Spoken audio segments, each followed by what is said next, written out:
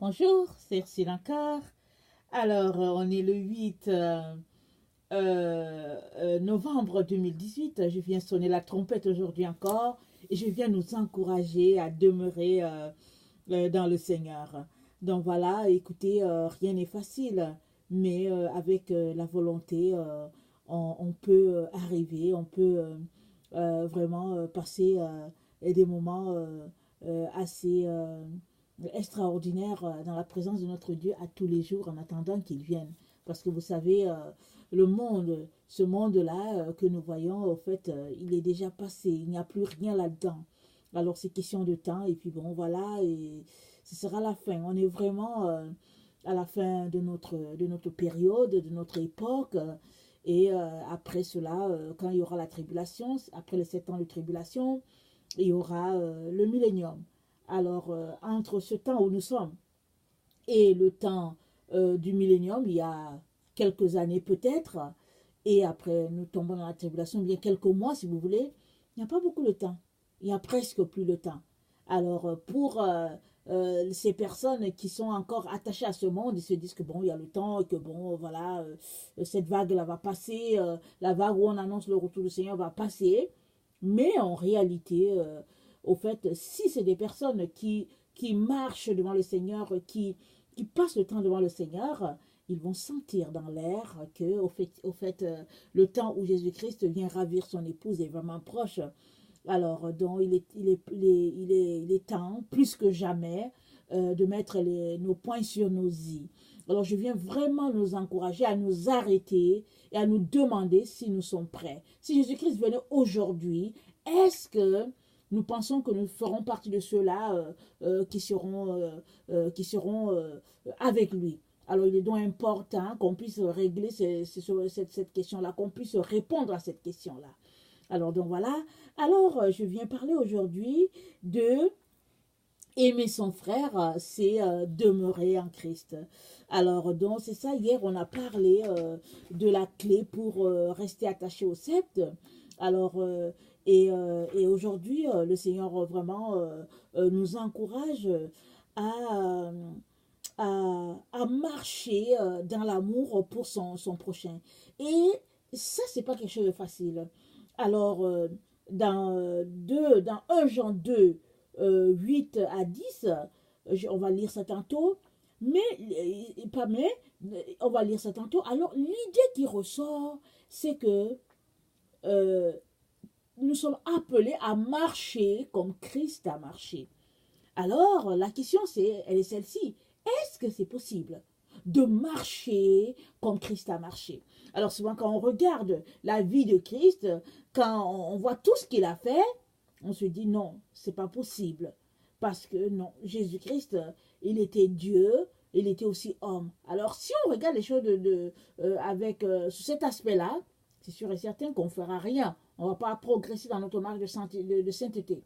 Mais si on considère le fait que Jésus-Christ a marché sur cette terre en tant qu'un être humain et que il a cloué la chair et ses désirs et tout ça pour uniquement marcher par l'esprit afin de nous montrer comment nous aussi nous devons marcher, alors oui, c'est possible que nous puissions marcher comme Christ a marché. Parce que si cela n'était pas possible, Dieu n'allait pas nous dire de marcher comme Christ a marché. Parce que la Bible dit que dans la bouche de Dieu, il n'y a point de mensonge, parce que Dieu n'est pas un homme pour mentir. Alors quand il fait sortir une parole, c'est parce que cette parole-là est vraie. Il est la vérité.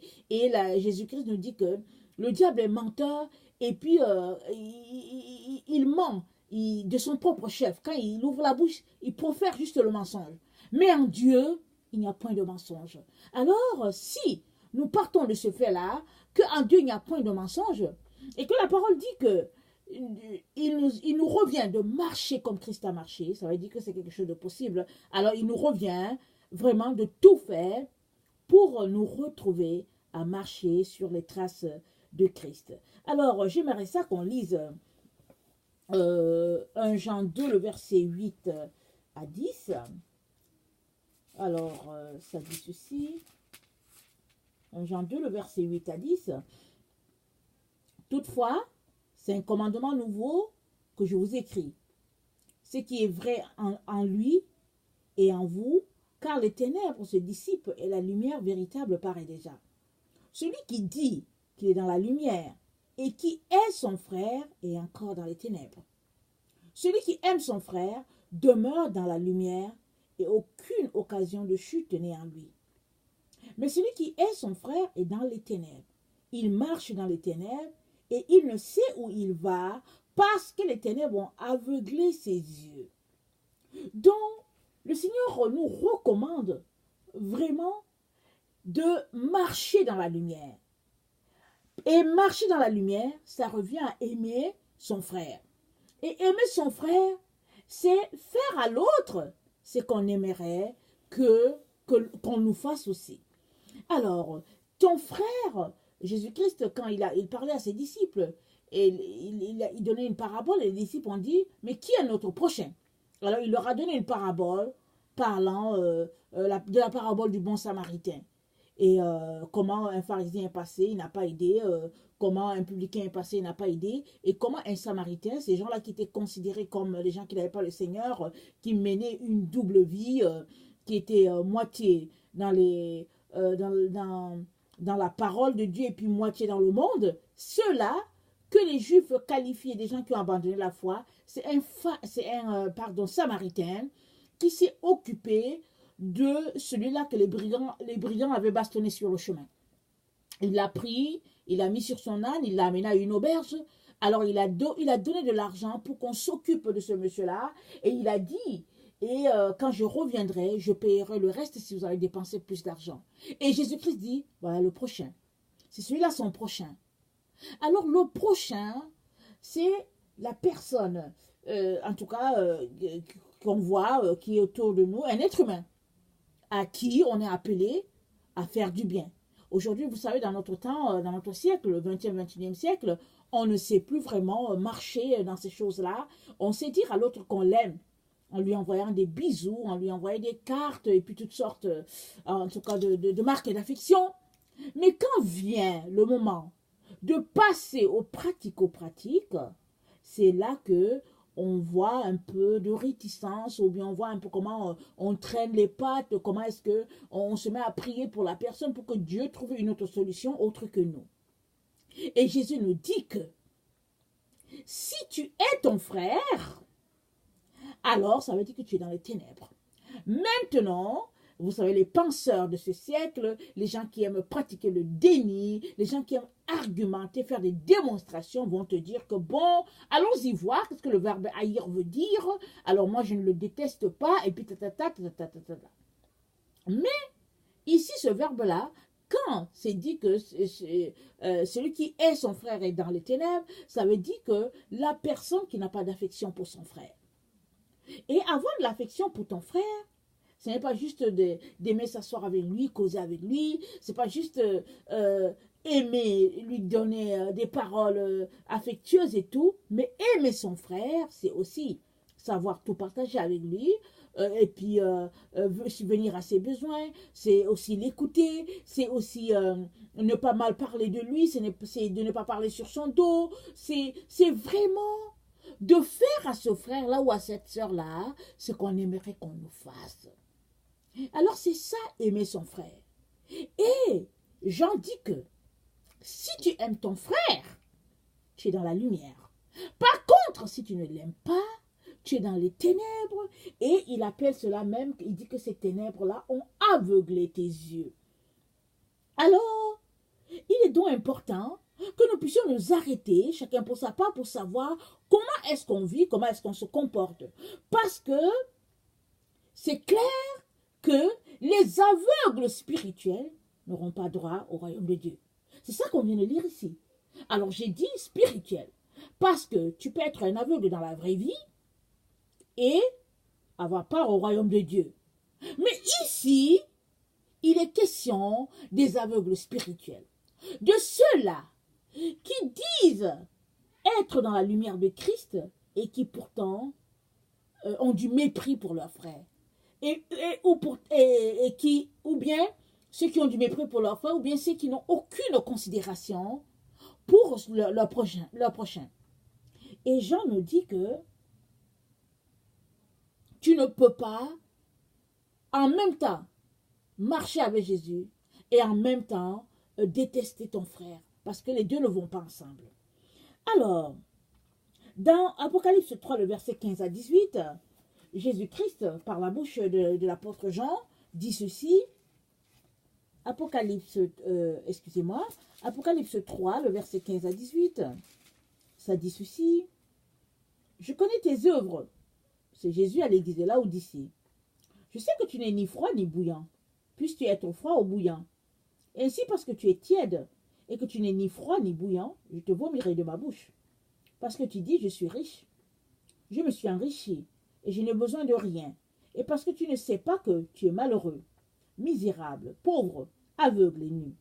Je te conseille d'acheter de moi de l'or éprouvé par le feu, afin que tu deviennes riche, et des vêtements blancs, afin que tu sois vêtu, et que la honte de ta nudité ne paraisse pas, et un collier pour oindre tes yeux, afin que tu vois. Alors, à cette église-là, Laodicée, cette église-là qui est complètement refroidie, cette église de la fin des temps, cette église de notre temps, alors Jésus-Christ il donne toutes ces recommandations-là, d'acheter des vêtements, de l'or et tout, mais il dit aussi d'acheter du collier pour oindre les yeux. Alors ici, on est en train de parler de la vue spirituelle. Jean dit que celui-là qui n'aime pas son frère marche dans les ténèbres, c'est un aveugle. Alors Jésus-Christ dit que si tu es un aveugle, alors viens à lui, viens acheter du collier chez lui, parce que lui, il a le collier pour oindre tes yeux. Et c'est quoi ce collier? Ce collier, c'est l'amour. Parce que si tu as l'amour pour ton frère, c'est ça qu'on vient de lire, alors tu es quelqu'un qui voit. C'est ça qu'on vient de lire, n'est-ce pas? Je vais le relire. 1 Jean 2, ça dit, celui qui dit qu'il est dans la lumière et qui est son frère est encore dans les ténèbres. Celui qui aime son frère demeure dans la lumière et aucune occasion de chute n'est en lui. Mais celui qui est son frère est dans les ténèbres. Il marche dans les ténèbres. Il ne sait où il va parce que les ténèbres ont aveuglé ses yeux. Alors, la personne qui ne sait pas où elle va, c'est la personne qui est aveugle. Et ici, le verset qu'on vient de lire dit que les ténèbres ont aveuglé les yeux de cette personne-là. Alors, le manque d'amour pour son frère a aveuglé les yeux de cette personne-là. Et Jésus dit de venir acheter son collier. Son collier, c'est l'amour, la loi de l'amour. Alors, mon frère, ma soeur, si tu veux voir, alors va chez Jésus, va acheter le collier chez Jésus et ce collier-là, c'est l'amour. L'amour pour le prochain, l'amour pour le Seigneur, c'est de prier, demander au Seigneur de te donner ce collier-là et le Seigneur va t'injecter son amour. Parce que sans amour, tu marches dans les ténèbres. Sans amour, tu es un aveugle. Alors, dans Jean 9, le verset, attendez, il faut que je retrouve bien le verset. Dans Jean 9, le verset 39 à 41, Jésus-Christ dit, je suis venu dans ce monde pour un jugement. Et ce jugement, c'est que celui qui voit ne voit point, et celui-là qui ne voit pas, il voit. Alors, j'aimerais qu'on lise ça quand même rapidement, parce que c'est pas long. Alors, on connaît tous ce passage-là, où Jésus-Christ a ouvert les yeux d'un aveugle né. Et les pharisiens étaient scandalisés, et ils ne comprenaient rien. Et donc, voilà, ils se sont mis à questionner le monsieur et tout. Et finalement, Jésus-Christ, ils l'ont chassé de la synagogue. Et Jésus-Christ rencontre ce monsieur-là. Et Jésus-Christ lui dit, verset 35, Jésus apprit, Jean 9, pardon, verset 35, Jésus apprit qu'il l'avait chassé. L'ayant rencontré, il lui dit, crois-tu au Fils de Dieu? Il répondit, et qui est-il, Seigneur, afin que je croie en lui? Tu l'as vu, lui dit Jésus, et celui qui te parle, c'est lui. Et il dit, je crois, Seigneur. Il se prosterna devant lui. Puis Jésus dit, je suis venu dans ce monde pour un jugement, pour que ceux qui ne voient point voient, et que ceux qui voient deviennent aveugles. Alors quelques pharisiens qui étaient avec lui ayant entendu ces paroles lui dirent, nous aussi sommes-nous aveugles? Jésus leur répondit, si vous étiez aveugles, vous n'auriez pas de péché. Mais parce que vous dites nous voyons, c'est pour cela que votre péché subsiste. Alors, Jésus est venu pour un jugement. Alors, si on veut résumer tout ce que Jésus-Christ disait aux jeunes là, il dit, je suis venu pour un jugement. Et ce jugement-là, c'est que ceux qui voient ne voient point, et ceux qui ne voient pas, ils puissent voir. Alors, qu'est-ce que Jésus-Christ est en train de nous dire? Il est en train de... Regardez, rappelons-nous, on est ici au temps des pharisiens. Dans cet endroit-là, Jésus-Christ était en interaction avec les pharisiens. Et les pharisiens rejetaient tous les miracles que Jésus faisait. Par jalousie, ils voyaient bien ce que Jésus-Christ faisait. Et ils essayaient de trouver la petite bite à quelque part. Et chaque fois, ils accusaient Jésus à tort pour toutes sortes de choses. Alors, ils essayaient de trouver, en tout cas, l'élément qui ferait qu'il l'accuserait. Et puis finalement, nous nous souvenons bien que quand il était devant Pilate, qui voulait le juger, ils ont dit, oh, celui-là, il a dit de détruire le temple. Et puis qu'en 3 jours, il le relèverait. Alors, et puis ça a donné toutes sortes, comment on appelle ça, de pourparlers et tout ça, afin de condamner Jésus. Et ici, ces pharisiens-là, en relation avec Jésus-Christ, ils lui disent que, mais attends, est-ce que tu es en train de nous dire que nous aussi, on ne voit pas? Et Jésus-Christ, il renchérit en disant que si vous voyez vraiment, vous n'aurez pas de péché. Alors, il retourne à dire, c'est-à-dire que ce que Jésus dit nous renvoie à ce que Jean a dit dans 1 Jean 2, quand on l'a lu tout à l'heure. Il a dit, au verset 10, 1 Jean 2, verset 10, « Celui qui aime son frère demeure dans la lumière et aucune occasion de chute n'est en lui. » C'est-à-dire que c'est une personne qui n'a pas l'occasion de pécher. Parce que il aime son frère. Alors l'amour bannit beaucoup de choses. L'amour enlève beaucoup de péchés sur notre chemin. Et on a vu ça tantôt, que celui-là qui marche dans l'amour, celui-là, il est dans la lumière et il voit. Alors, il est en train de nous dire que tu peux être chrétien, tu peux lire ta Bible à longueur de journée, tu peux poser des actions, en tout cas, je ne sais pas, des prouesses dans ta vie, mais si tu n'as pas l'amour dans ta vie, l'amour pour ton prochain, la parole de Dieu nous dit que tu es dans les ténèbres. Et si tu es dans les ténèbres, tu es aveugle, un aveugle spirituel. Et les aveugles spirituels, ils finissent séparés de Dieu. Pourquoi? Parce qu'ils marchent, ils ne savent pas où ils s'en vont. Ils marchent à tâtons. Et quand tu ne sais pas où tu t'en vas, quand tu marches dans les ténèbres, évidemment, écoutez, tu es loin du Seigneur. Parce que Jésus est la lumière. Il est lumière. Et la Bible dit qu'en lui, il n'y a point de ténèbres. Alors si tu marches dans les ténèbres, ça veut dire que tu n'es pas dans la présence de Jésus. Tu n'es pas dans sa présence du tout. Alors, il est donc important que tu puisses t'arrêter, toi et moi, que nous puissions nous arrêter pour essayer de voir si nous sommes des personnes qui marchons dans l'amour. Et si nous ne marchons pas dans l'amour, qu'est-ce qui fait que nous ne sommes pas en train de marcher dans l'amour et comment est-ce que nous pouvons améliorer notre comportement de manière à plaire à notre Seigneur Jésus-Christ? Parce que la lumière, marcher dans la lumière, c'est aimer son frère. Et plus tu aimes ton frère, plus la lumière de Christ grandit dans ta vie. Parce que vous savez, il y a un paradoxe un peu ici que le Seigneur me donnait de voir aujourd'hui quand j'étais en train de méditer sur cet enseignement-là, c'est que tu peux dire que tu as Jésus-Christ dans ta vie, parce que un jour tu lui as offert ta vie, parce qu'un jour tu t'es arrêté, tu as confessé Jésus. Alors tu peux dire que tu as Jésus-Christ dans ta vie, et pourtant être dans les ténèbres, parce que tu ne pratiques pas l'amour du Seigneur. Il est donc important que tu puisses te mettre à pratiquer l'amour. Et la marche avec Jésus-Christ, c'est une marche de pratico-pratique. Ce n'est pas une marche où on parle avec la bouche. On pose des actions qui montrent que Jésus, on l'aime. On pose des actions qui montrent qu'il est dans notre vie. Parce que Jacques a dit, ne vous bornez pas à écouter la parole, mais mettez-la en pratique. Parce que celui-là qui écoute juste la parole, c'est comme cette personne-là qui regarde son visage dans le miroir.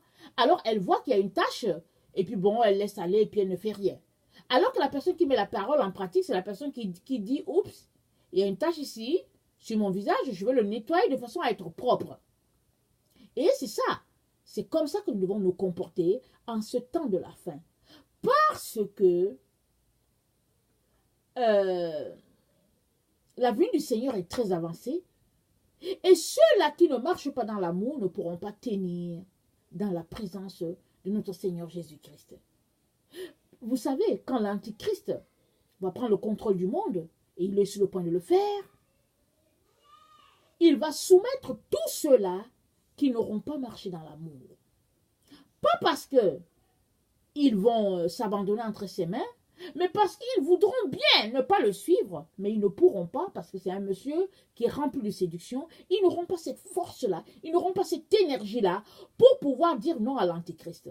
Comme Shadrach, Meshach et Abednego qui ont dit au roi, tu peux nous tuer, c'est pas grave, mais nous, on ne va pas t'adorer. Il y a une seule personne que nous adorons, et puis c'est l'Éternel des armées célestes. Alors, tous ceux-là qui marchent par l'amour auront cette force-là en eux de pouvoir se tenir devant tout ce système-là pour dire que non, nous, on ne va pas vous obéir. Et la Bible nous dit dans Apocalypse, je ne sais pas si c'est... attendez, il faut que je sache. Apocalypse 6, à partir du verset 5, c'est les martyrs. Ces gens-là, il y a ces martyrs-là qui disent « Oh, mais jusqu'à quand, Seigneur? Jusqu'à quand ?» Et le Seigneur dit « Non, non, non, attendez encore, jusqu'à ce que vos compagnons viennent vous rejoindre. » Alors, ça veut dire qu'il y a des gens qui vont mourir au front pour l'amour de leur Seigneur Jésus, qui vont dire à l'Antichrist, à tout son système, à tous ces gens-là qui vont le représenter, ils vont dire que non, non, non, vous pouvez nous tuer, nous, on ne va pas l'adorer, on ne va pas adorer ce monsieur-là, c'est tout. On sait que lui, il est contre le Seigneur, on ne va pas marcher selon ses lois. On va les tuer. Mais ils vont se retrouver dans la gloire, dans la présence du Père.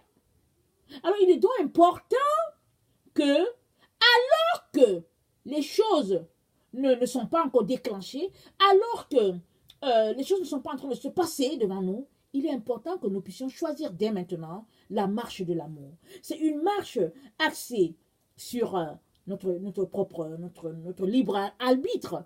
Il faut choisir, il faut décider et il faut s'en tenir à ça. Parce que si tu fais semblant, Jésus-Christ c'est tout. Parce que la vie que nous vivons, c'est d'abord une vie spirituelle. Alors, ce n'est pas parce que tu dis que tu aimes la personne que, au fait, ça l'est. On aime une personne, on pose des actions. Alors, si tu poses des actions, au fait, tu parles avec les gens, tu leur fais croire que tu les aimes. Et en arrière, ce n'est pas ça. Tout sera révélé. Et tu n'auras pas cette force-là de pouvoir vraiment tenir devant tout ce système-là. Parce que tu n'auras pas marché dans la vérité. Tu n'auras pas marché dans la lumière. Et dans les ténèbres, ceux qui sont ténèbres ne peuvent pas... un royaume divisé contre lui-même ne peut subsister, dit la Bible. Alors, si tu ne marches pas dans l'amour du prochain, ça veut dire que tu marches dans les ténèbres. Et puisque tu es dans les ténèbres, tu ne peux pas tenir devant l'Antichrist. C'est pas possible. Tu vas juste être avec lui. Et puis bon, voilà. Et tu vas te retrouver séparé de Dieu le Père. Or, le Seigneur vient nous encourager, nous demander de demeurer dans l'amour, de demeurer dans sa présence. Et ça, c'est la marche dans la lumière. C'est la marche dans la vérité. Et ça demande que tu puisses poser des actions, que tu puisses décider de mettre en pratique la parole telle que Jésus-Christ attendrait de toi. Alors vraiment, je viens nous encourager à prendre ce temps-là et à chercher le Seigneur, sa face, ou bien à prendre ce temps-là et à demander à l'Esprit Saint de nous montrer très bien ce qui dans notre vie nous empêche d'aller plus loin dans notre marche avec le Seigneur. Ce qui fait par exemple qu'on a de la difficulté à aimer pleinement comme Jésus-Christ attendrait de nous. Parce que vous savez, souvent l'hypocrisie nous empêche vraiment d'aller en profondeur avec le Seigneur. Et l'hypocrisie, si on a passé notre vie à pratiquer l'hypocrisie, ça ne part pas comme ça. Il est important qu'on puisse s'arrêter et dire non, aujourd'hui je ne veux plus marcher comme un hypocrite. Et ça va prendre, de poser des actions draconiennes pour sortir de là. Mais avec le Seigneur Jésus-Christ, il n'y a rien d'impossible. Si tu veux, tu pourras. Parce que Jésus-Christ est avec toi. Il va t'aider à sortir de tout comportement qui ne lui plaît pas. Alors voilà, si toi tu es quelqu'un qui ne connaît pas le Seigneur Jésus, je viens t'encourager à donner ta vie à Jésus-Christ. Parce que Jésus-Christ c'est le pont entre Dieu et les hommes. Jésus-Christ c'est le seul chemin, c'est la vérité, c'est la vie. On nous a souvent brossé le tableau d'un monde où il y a plusieurs religions, mais au fait il y a une seule personne qui sauve et cette personne c'est Jésus. Alors moi je viens t'encourager à aller questionner Dieu, ce Dieu-là que tu pries, ce Dieu-là que tu adores, et le vrai Dieu va se révéler à toi. Parce qu'il voit ton cœur. Il voit que tu es en train de chercher la vérité. Il voit que tu es en train de chercher le chemin. Et il ne manquera pas de se révéler à toi. Alors voilà, soyez bénis. Je vous aime beaucoup. Et Dieu davantage. Voilà, le Seigneur Jésus-Christ arrive. Et puis faisons tout pour être prêts. Voilà, soyez vraiment bénis dans sa présence. Amen.